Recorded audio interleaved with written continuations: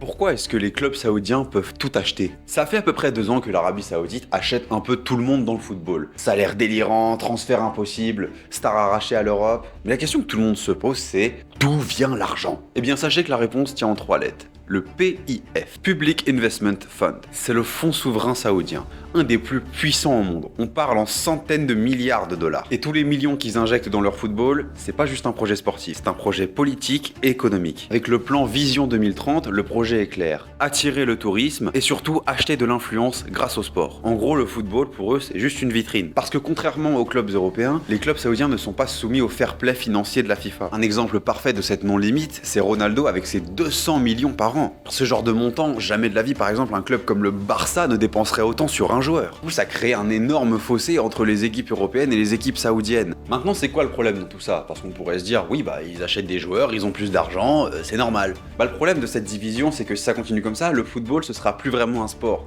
Ce sera juste un moyen d'influence. Quand un État peut financer des clubs sans aucune contrainte économique, la logique n'est plus dans la performance. Donc la vraie question est simple, est-ce que le football peut continuer alors que certains clubs ont des restrictions économiques et pas d'autres? Abonne-toi à la rue du football, partage la vidéo si elle t'a plu et dis-moi en commentaire, est-ce que tu penses que ce modèle saoudien est une menace pour le football mondial?